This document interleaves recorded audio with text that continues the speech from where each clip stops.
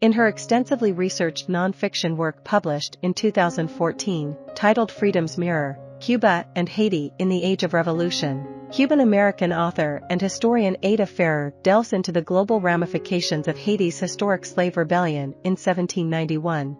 While this uprising sparked a gradual wave of emancipation and abolition across the Americas, Cuba took a different path by intensifying its reliance on slavery, particularly within the burgeoning sugar industry. During the 18th century, the Caribbean region primarily revolved around meeting the European demand for sugar.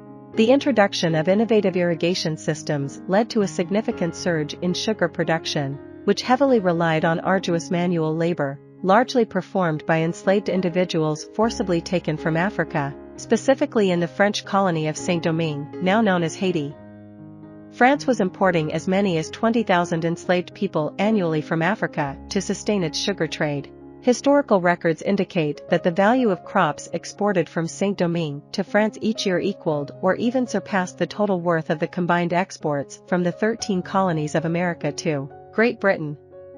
The enslaved population endured grueling work hours, physically demanding labor, and harsh treatment by plantation overseers. Additionally, they faced the constant threat of tropical diseases such as malaria and yellow fever, leading to high mortality rates among them. With yellow fever death rates exceeding 50% in certain seasons, overseers showed little concern for the well-being and sustenance of the slaves, assuming they would likely succumb to diseases regardless.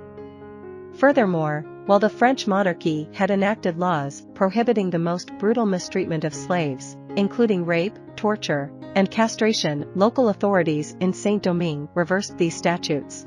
Ada Ferrer's Freedom's Mirror offers a thought-provoking exploration of these historical events, shedding light on the contrasting responses of Cuba and Haiti to the aftermath of the Haitian slave rebellion and providing valuable insights into the dynamics of power, labor, and slavery during that era. By the late 1700s, the island of Saint-Domingue was home to almost 500,000 slaves, outnumbering the white and free black population at a ratio of 10-1. The political landscape was volatile, and the newly established French government, born out of the French Revolution, granted citizenship to free black men across the empire. This decision sparked outrage among the white population in Saint-Domingue, leading to conflicts with the colony's free black community, many of whom held higher positions such as overseers on plantations. These tensions resulted in an increased likelihood of free blacks supporting and aiding the slaves during revolts. On August 21, 1791, as a tropical storm approached Saint-Domingue, local voodoo priests interpreted it as a sign to commence the revolt. They commanded thousands of slaves in the northern province to rise up and kill their masters and their families. Years of unimaginable suffering had fueled a deep-rooted hatred among many slaves towards their white oppressors, resulting in acts of rape, torture, and murder. Within a mere 10 days, the slave insurrectionists had gained control over the entire northern province. The conflict in Saint-Domingue continued for the next 13 years, with French and later British troops attempting to gain control over the colony. Historians estimate that the conflict claimed the lives of up to 350,000 residents, mostly slaves and free blacks, while approximately 100,000 British and French troops also lost their lives. In the end, Saint-Domingue emerged as the independent Republic of Haiti under the leadership of Jean-Jacques Dessalines, a former slave and a crucial military figure in the rebellion. This momentous event, the largest and most successful slave rebellion in history, challenged prevailing notions of white supremacy and sparked a profound re-evaluation of the immorality of slavery across the Western world.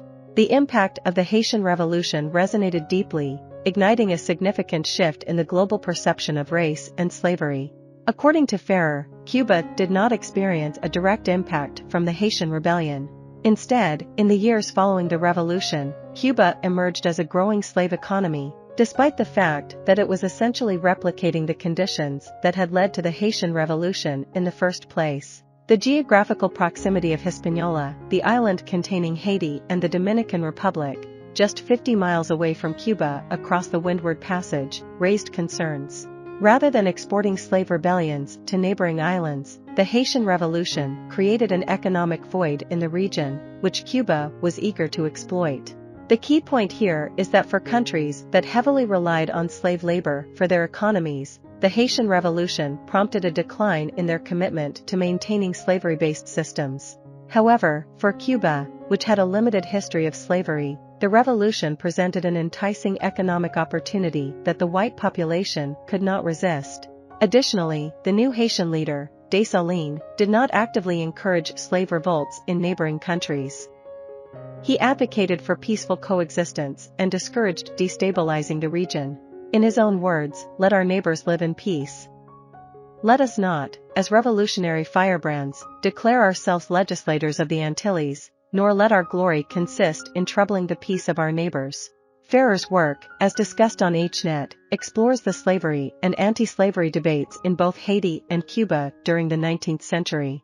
It highlights how the trajectories of these two countries became intertwined, despite ultimately pursuing opposite goals.